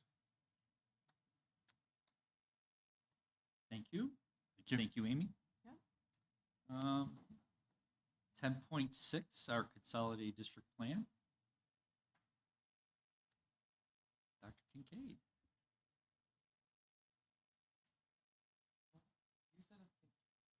Come on up, Ms. Franchino. All right. Oh, okay. So we are going to actually present both 10.6, 10.7, 10.8, and 10.9 as one consolidated presentation. So here tonight is our Director of Grants, Julie Franchino, as well as Principal Jeff Rinaldi from Fox Chase, Principal Pete Meismer from Boulder Hill, and Principal Phil Murray from Long Beach. Welcome. Staying through. So through our consolidated district plan, which Ms. Franchino will be speaking of, that covers all of our federal grants. And then we will look at our school-wide plans and school improvement plans that is representative of our principals here tonight. So with that, Julie. Thank you. Every year, districts that receive federal funds must submit a consolidated district plan, or CDP, to demonstrate to ISB that those funds are being used thoughtfully. Approval of all of our other federal grant plans are contingent upon ISB's approval of the consolidated district plan. So we're just going to provide a brief overview of that today. This slide shows the team. It was developed by a team of internal stakeholders consisting of district leaders in various roles that impact both the ISB and district requirements of the CDP. These team members represent a wide range of functionality and responsibilities within the district.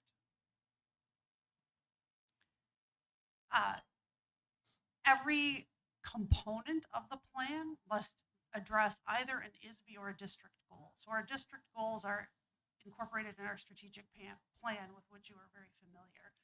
The ISB goals, there are three overarching goals: student learning, learning conditions, and elevating educators. Most components of our plan address all of those goals, plus some of our goals in our strategic plan.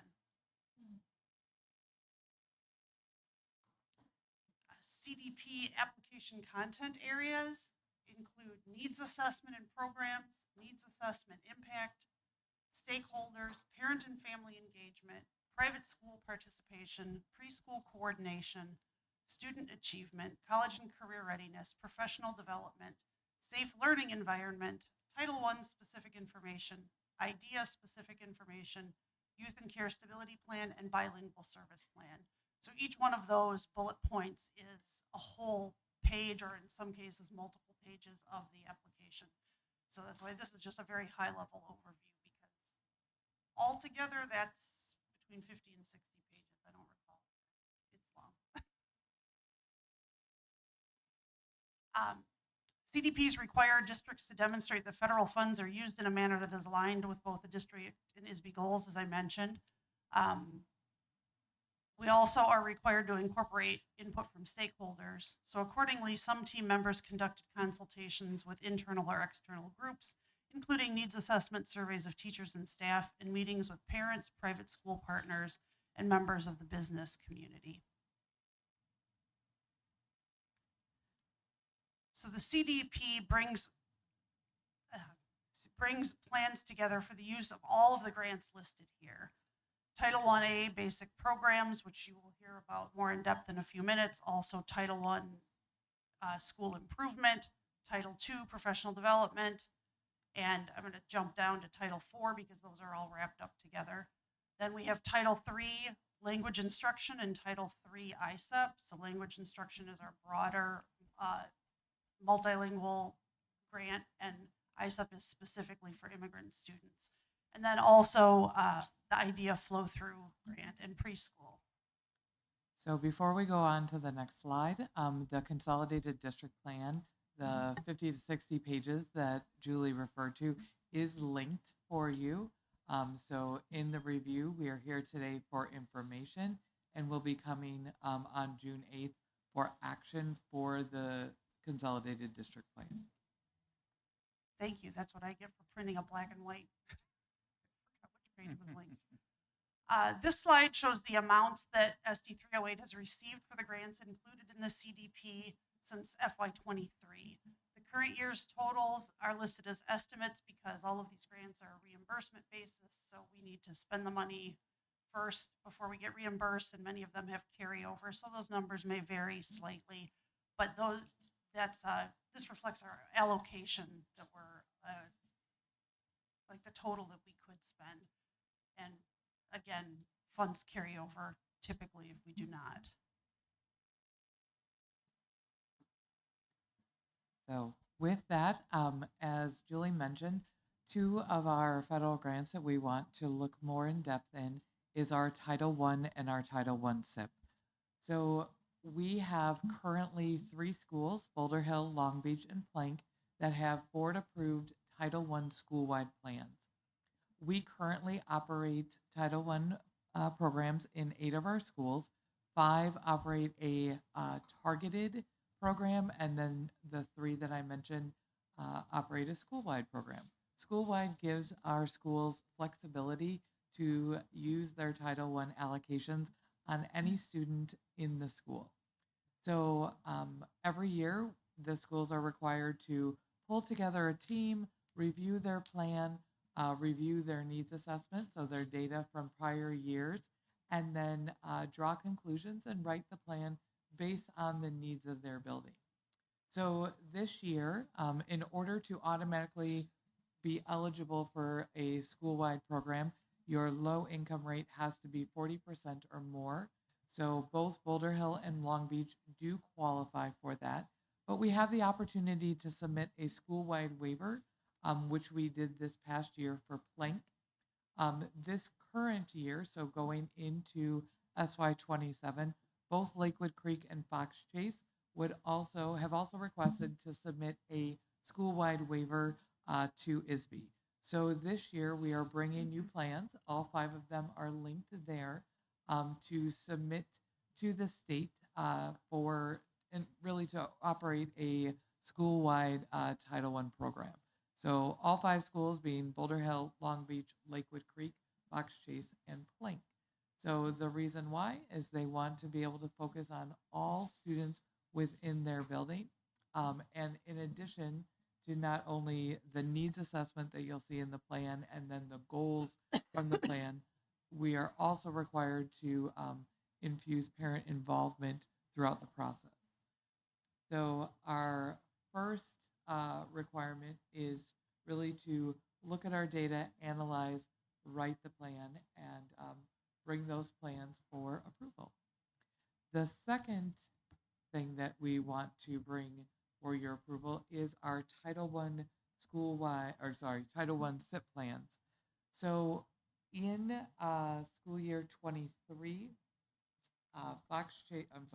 Boulder Hill and Long Beach were identified as part of the school improvement process. So in that school year, they were both designated as targeted. Long Beach, because it was the second time within the school improvement process, was then designated as comprehensive. Both of those schools, being Boulder Hill and Long Beach, were identified because of their subgroup of children with disabilities. As a result, they have gone through the school improvement process, which included a planning year in school year 24, and then year 1 and year 2 implementation in school year 25 and 26. Happy to report both of those schools, Boulder Hill and Long Beach, are no longer in designation, and both of those schools in school year 25 were recognized as commendable schools. That deserves a round of applause. So the process, though, set up by the state of Illinois is once you are in that school improvement cycle, you continue for not only the planning year, but you receive funding for 3 years of implementation. So Boulder Hill and Long Beach are entering year 3 of implementation. As you can see from the slide, this will be, knock on wood, their last year of implementation, because the goal and objective is to continue that commendable status.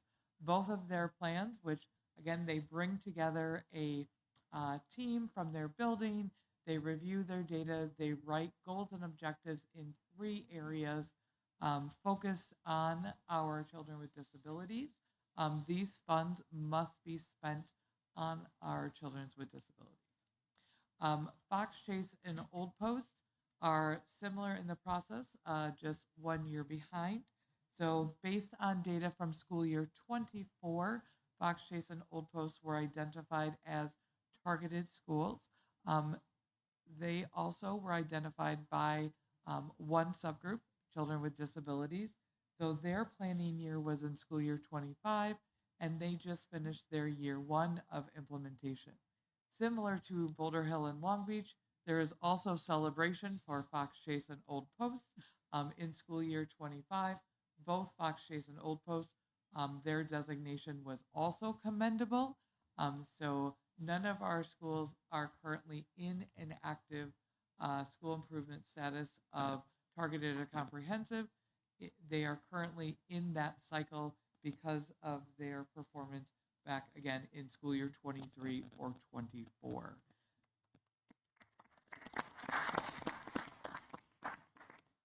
So the plans linked here for Fox Chase and Old Post are reflective of their goals and objectives based on their subgroup of children with disabilities.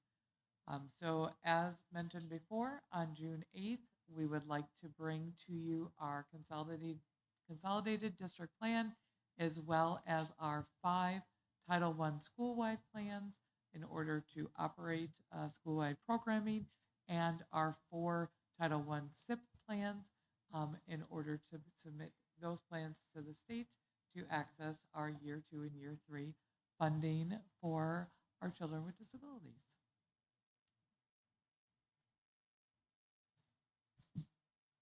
Is there any questions that you would like to ask Julie, myself, or Phil, Pete, or Jeff?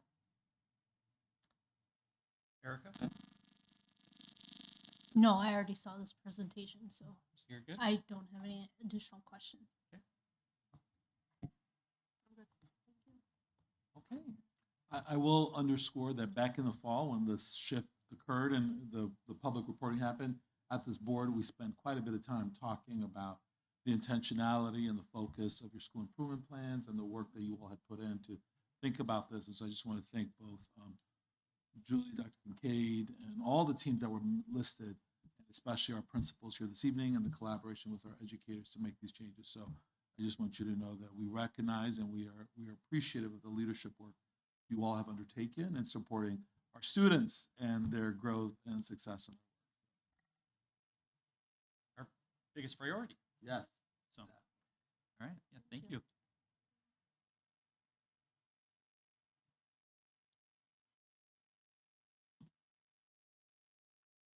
Next on the agenda is 1010, our board policies for first read. I'm going to stop there. Yep. That's a lot. So Thank you. In our policy and legislative meeting this past week, we reviewed press issue 121. Throughout this issue, there are some policy, legal references, footnotes, and then some language recommendations by press, really focused on continuous improvement review. With that, we would just like to highlight a few of the policy changes, as well as there are 4 questions that we must respond to as part of this press review. The first question is in policy 2200. The question is referring to Open Meetings Act posting of the agenda. Our current response would be yes to the question, because the recommendation is to leave our current practice as is. So currently we post our agendas in both our district main office or our district administrative center, as well as the location of the board meeting. which in most cases is Oswego East. The second question that we have to provide responses to is policy 2220. Based on legal review, the first recommendation is to respond no to restrictions to our board agenda. What this would do is leave our current policy as is, so it aligns to our current practice. The second question, the recommendation is to respond yes to press as questions because our board currently takes roll call for action items. So again, this leaves our current practice as is and aligns to current practice. The last question is in policy 5250, and the question is simply just about the number of full-time or part-time employees that we have. One response is about 51 or more, and then the other option is 50 or less. We definitely have more than 51 employees in our district, so that will be our answer of 51 or more full or part-time employees. So some of the other highlights that we would like to bring as part of the red line version in your packet is policy 2220, which adds active military within the changes, recommended changes from press. 2250 brings some recommended changes based on FOIA practices. 4165 removes prior notice to instruction. This is a change to Illinois School Code. Policy 5550 provides some provision to on-call employees. 5250 includes spouse and then also includes some changes to the family neonatal intensive care leave. 5330 rewrites some of the election day.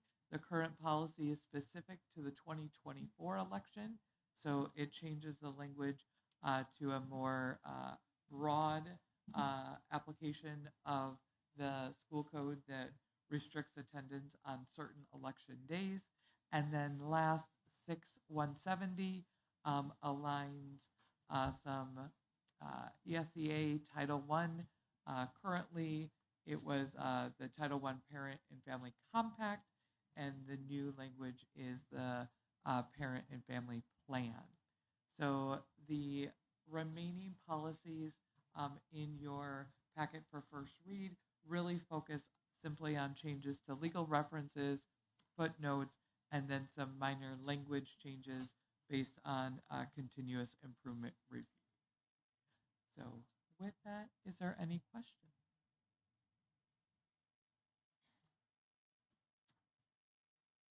None for now, it looks like. So we So will be appreciate it. bringing these policies on June 8th for action and second read. And obviously, if any questions come up, shoot them over. Yeah. All right. 11.1, board member comments. Erica? Got to go to the BPAC dual language graduation ceremony with, I think everyone else was there. It was really, it was my first time, so it was very exciting to see all the joy and pride in the room.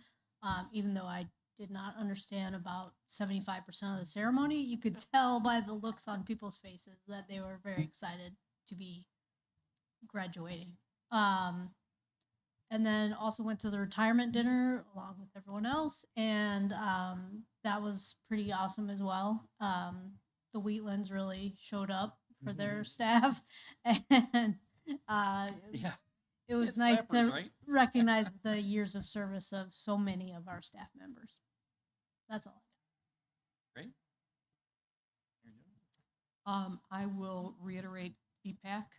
This is my third time going, and it actually was it's usually just kind of Dom and I think, from the board that goes. So it was really nice that everybody else kind of joined in too.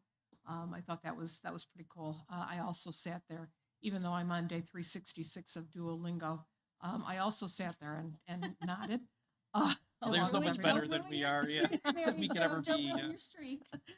And a couple streak freezes. But anyway, so there was that, and the retirement dinner for sure. We also went today to, I think it's the second to last School Connections.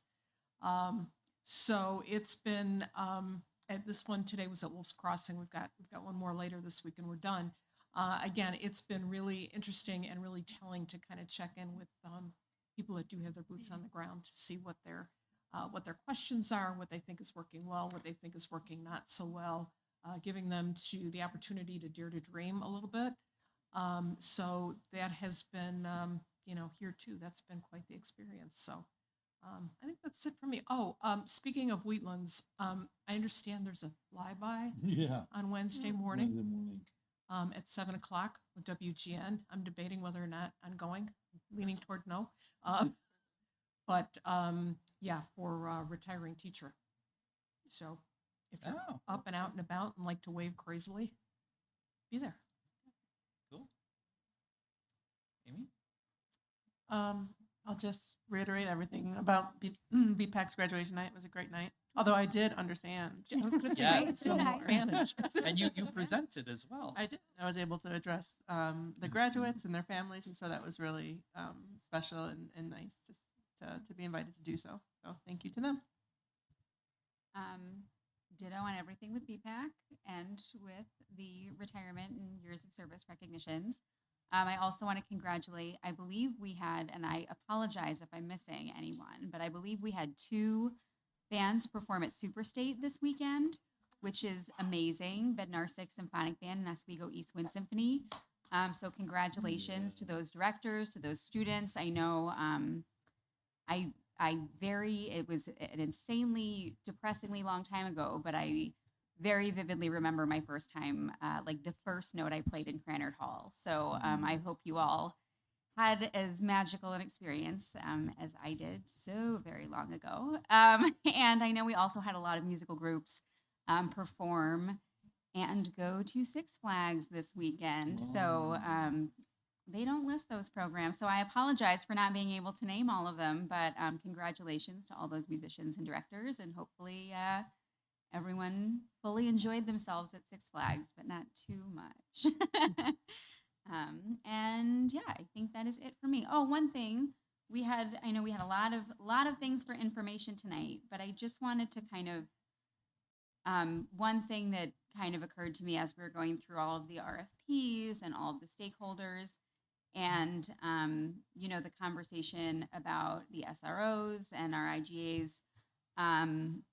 I just think there's like a really nice theme of just like critical reflection and like really examining all of the choices we're making and weighing our options and reflecting on everything. So I just want to just kind of shout out some kudos to everyone that's been making that happen. So thank you to the district team for always making sure that, when we enter into any of these agreements, you're doing everything you can to make sure we get to uphold our responsibility of fiscal towards the district.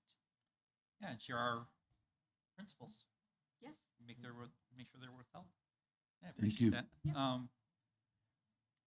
We 3 of us over here, Heather and Dr. Kilgatti, we attended along with another district employee, Oswego Chamber annual dinner and award ceremony. That was It was yeah, very fun.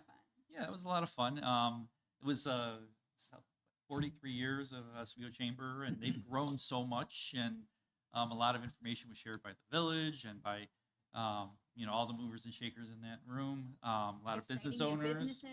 Yes, They yeah. said something like, what was it, like a 4%?